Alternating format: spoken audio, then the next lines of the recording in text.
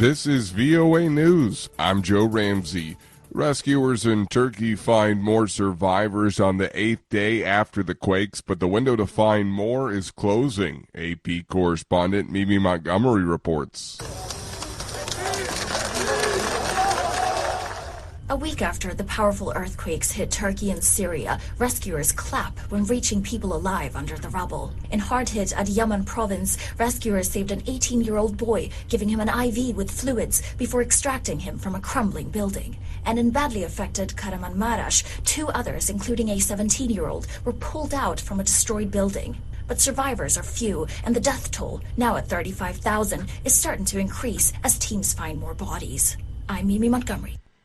Villages in northwestern Syria are facing double disaster, first devastated by last Monday's massive earthquake, then flooded by the collapse of local levees. Dorian Jones reports from Istanbul. Double tragedy. First a quake and then the deluge as levees failed, flooding the village of Tulul in northwestern Syria's Idlib province. The Tulul village, like the rest of the region, was already reeling from the devastating earthquake. But with continuous aftershocks, levees protecting the village from the waters of the Orontes finally gave way. Now the village's inhabitants are cold and wet and, like the whole region, are waiting for help amid sub-zero winter temperatures. Dorian Jones, VOA News, Istanbul. Russian forces bombarded frontline Ukrainian troops in towns in the eastern Donetsk region on Tuesday in what appeared to be early salvos of a new offensive, as Western allies met to weigh sending more arms to Kyiv for an expected counterattack. Find more on our website, voanews.com. This is VOA News. Australian security agencies say they have shut down a foreign interference plot by Iran. The conspiracy alleged included individuals conducting surveillance on the home of an Iranian Australian who was linked to protests about the death of Masha Amini in Iran last year. Phil Mercer reports from Sydney. Australia Home Affairs Minister Claire O'Neill revealed the alleged conspiracy in a speech Tuesday at the Australian National University. She said an Iranian Australian was targeted by perpetrators taking orders from Iran and that the plot had been uncovered by ASIO, the Australian Security Intelligence Organisation. O'Neill said her government wouldn't tolerate hostile acts in the form of surveillance, harassment or intimidation against individuals or family members in Australia. We are watching you. Phil Mercer for VOA News, Sydney. The United Nations said Tuesday Sahel countries need to do more to fight the trafficking of firearms, which largely originate from national stockpiles within Africa. In a report released Tuesday, the UN Office on Drugs and Crime said most of the trafficked firearms in the West African region come from elsewhere on the continent. Quote, while there's evidence of long-range firearms trafficking to the Sahel, including by air from France and from Turkey via Nigeria, it appears the vast majority of firearms trafficked in the region are procured within Africa, the report said. The unveiling of ChatGPT has panicked some educators who fear students will use the artificial intelligence-powered chatbot to write their essays and cheat on homework, but some teachers are inviting AI to class. The AP's Ed Donahue reports. Donnie Piercy instructed his 23 students in Kentucky to try to outwit the robot that was churning out writing assignments. He says instead of looking for information, ChatGPT is actually creating. So if you ask it to write a play about 4 fifth graders and here's the problem that happens, it'll do that for you. It can generate everything from essays and haikus to term papers within seconds. The technology has panicked teachers and prompted school districts to block access to the site. He says AI is coming whether we want it or not. I'm Ed Donahue. Meanwhile, the UN Secretary General warned Tuesday global warming could force a mass exodus on a biblical scale as people fleeing low-lying communities, and called for legal frameworks to be implemented in preparation, especially for refugees. Follow us on the VOA mobile app. I'm Joe Ramsey.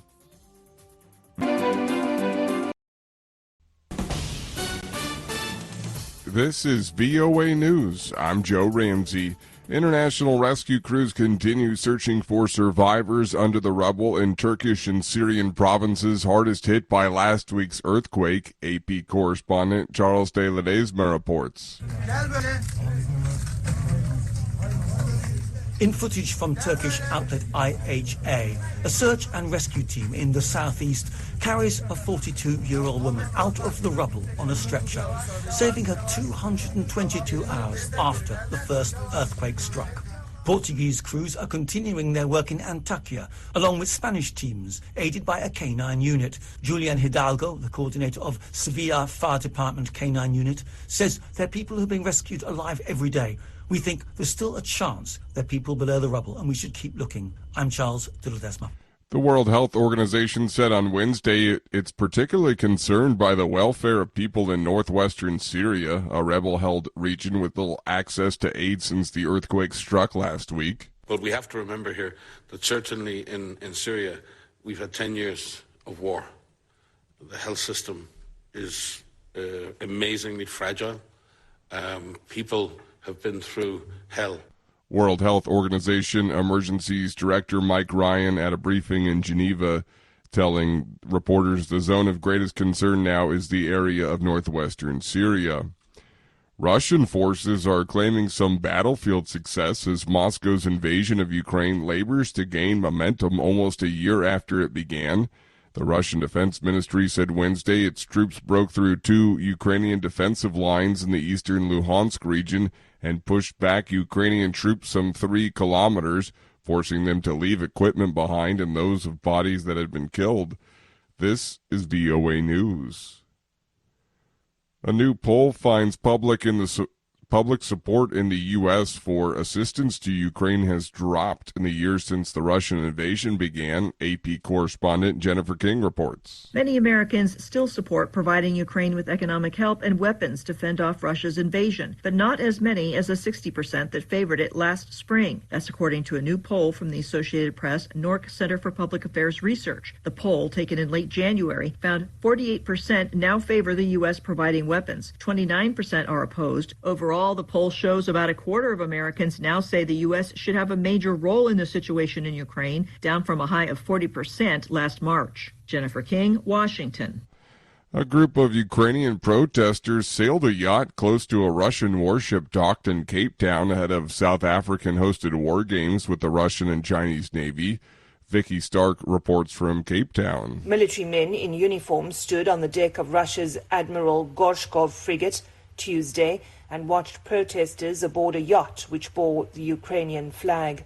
Fearless, the group of 8, mostly women, shouted and held signs reading, "Stop the war." This is the second naval exercise South Africa is carrying out with Russia and China, which are 2 of its 4 partners in the BRICS alliance. The first took place in 2019. Several anti-war protests against the drills are planned. Vicky Stark for VOA News, Cape Town, South Africa. Former U.S. Ambassador to the United Nations and Governor of the state of South Carolina, Nikki Haley, officially announced Wednesday she's running for U.S. President in 2024. The AP's Ed Donahue reports. We are more than ready for a new generation to lead us into the future. Haley leaned heavily on her experience at the UN and her background as a child of Indian immigrants and spoke in hopeful terms about the country. Every day we're told America is flawed, rotten, and full of hate. Joe and Kamala even say America's racist. Nothing could be further from the truth. Haley says America is not past its prime. It's just that politicians are past theirs. I'm Ed Donahue. Raquel Welch, whose emergence from the sea in a skimpy furry bikini in the film 1 Million Years BC would propel her to international sex symbol status through the 1960s and 70s, has died at age 82. Welch died early Wednesday, according to her agent. Welch's breakthrough came in the 1966 campy prehistoric flick 1 Million Years BC, despite having a grand total of 3 lines. She also was number 2 on the hottest women of all time list by Men's Health. I'm Joe Ramsey, VOA News.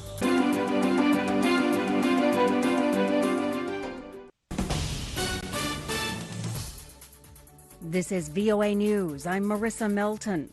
Syrian President Bashar al-Assad made his first televised address since the onset of last week's deadly earthquake that killed thousands in the northern part of the country. أيها الإخوة المواطنون الوطن هو المنزل. He said Thursday that the scale of the disaster and the things that must be done are much greater than the available resources.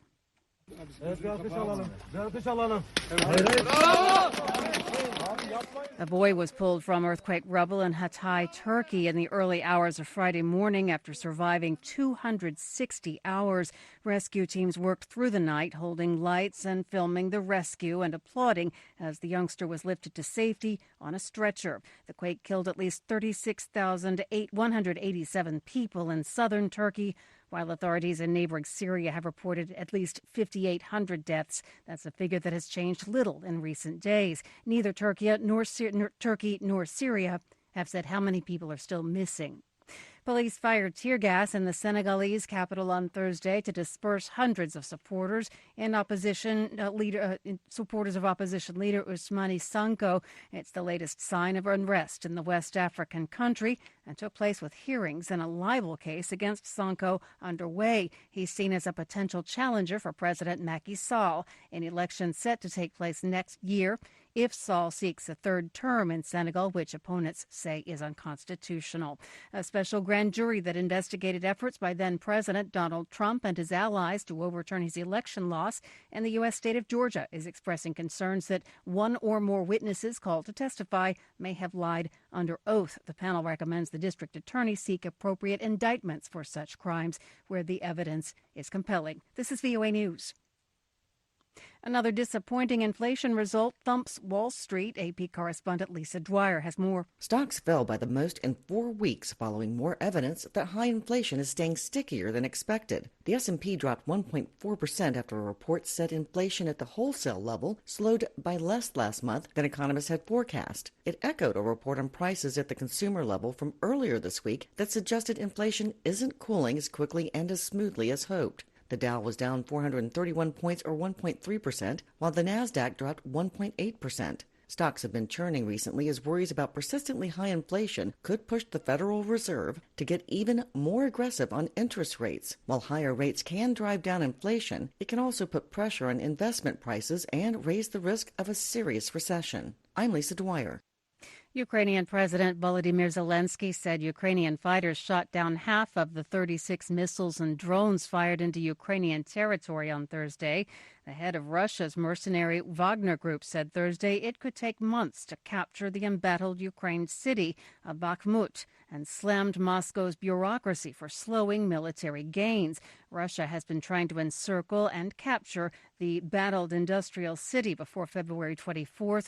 That's the first anniversary of what it terms its special military operation. And Ukraine, Yevgeny Prigozhin said he thought the victory over Bakhmut might come in March or April. He said progress has not been as fast as he would like because of what he called Russia's monstrous military bureaucracy.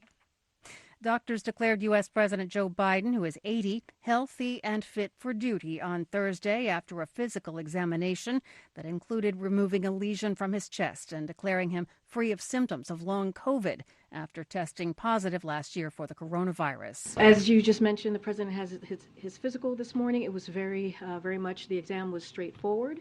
And as you all saw, he returned to the White House to get back to work. That was White House Press Secretary Karine Jean-Pierre informing reporters of the results of his exam. The exam was closely watched as Biden prepares for his expected run for a second term. In 2024, the summary said Biden did not have long COVID symptoms and that his stiff gait has not worsened since his last exam in November of 2021. The United States is imposing visa restrictions on 5 people and 7 family members related to street gangs and criminal organizations in Haiti. This according to U.S. Secretary of State Antony Blinken on Thursday. In a statement, he said the action sends a clear message of the United States' continued commitment to root out corruption and impact the behavior of bad actors whose influence underpins the lawlessness in Haiti. More on this and other stories at our website, voanews.com. I'm Marissa Melton, VOA News.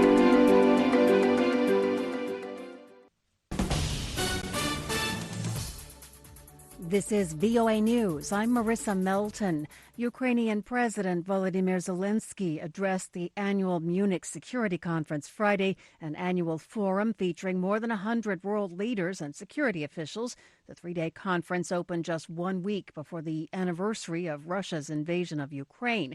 The subject dominated the meeting. VOA's Jeff Custer has more. Speaking to the conference via remote video, Zelensky urged Western leaders gathered in Munich not to delay sending promised military aid, drawing a comparison between his nation's war with Russia and the biblical story of David and Goliath. Zelensky said Ukraine and its allies are all Davids in a fight against a Goliath, and said Russia is not just a regional threat, noting its interventions around the world. What awaits, for example, Libya, Mali, or Central African Republic while Moscow had the power? What awaits Syria? Nothing good, just like many other nations.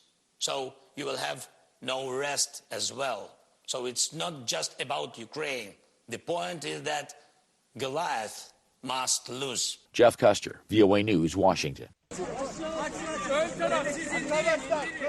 A man was rescued on Friday from the rubble of a building that collapsed in the southern Turkish province of Hatay 11 days after a massive earthquake struck the area, killing more than 43,000 people in Turkey and Syria combined. Istanbul Fire Brigade teams said they rescued a man in his 40s alive from the wreckage in Hatay center after the 7.8 magnitude earthquake struck in the dead of night on February 6th. While many international rescue teams have left the vast quake zone, survivors were still emerging from under a multitude of flattened homes, defying all the odds. You can keep up with our earthquake coverage at our website, voanews.com. This is VOA News. A group of militants armed with automatic weapons and bombs assaulted police headquarters in Pakistan's largest city of Karachi on Friday evening, triggering a fierce gunfight with security forces and leaving several people dead. At least 2 assailants and a police officer were reported killed in the ongoing attack. Though there was no official confirmation of the casualties, hospital officials confirmed receiving at least 7 injured people, including members of the security force. The outlawed Pakistani Taliban took responsibility for the attack, saying it was a suicide mission and promising to share more details soon. Spreading violence in Nigeria is casting doubt on the credibility of its upcoming election, and in the most insecure area, whether voting can take place at all. Reuters correspondent David Doyle has more. Election materials have been arriving in Nigeria's northwestern Zamfara state, ahead of next week's presidential and parliamentary polls. But for the man organising voting in this restive part of the country, the challenges are greater than just having enough ballot papers. Electoral officer Saidu Ahmed says 606 polling centres, serving nearly a fifth of Zamfara's population, have been identified as not reachable. That's amid mass kidnappings for ransom, rampant cattle rustling, and bandits spraying villages with bullets, killing residents and torching buildings. That's Reuters' David Doyle reporting. Federal prosecutors in Chicago are seeking additional jail time for performer R. Kelly. AP correspondent Jackie Quinn. In a court filing, federal prosecutors in Chicago described R. Kelly's behavior as sadistic and called him a serial sexual predator who poses a danger to society. They're seeking an additional 25 years in prison for the 56-year-old performer who was convicted on charges surrounding child pornography and the enticement of minors for sex. Kelly's already serving a 30-year sentence in New York. His lawyer is asking for a lighter sentence in the Chicago case, telling the court that rock stars who are white have gotten away with the same behavior for decades, but none of them were prosecuted, nor will they die in prison. I'm Jackie Quinn. Rio de Janeiro's iconic carnival was opened on Friday after a symbolic key to the city was handed over to King Momo, a popular character known as the King of the Carnival and Lord of Misrule. The ceremony took place at the government palace, where Rio's Mayor Eduardo Paes handed over a giant sparkling key to this year's King Momo. And that, once again, that was in Rio de Janeiro. Marissa Melton, VOA News.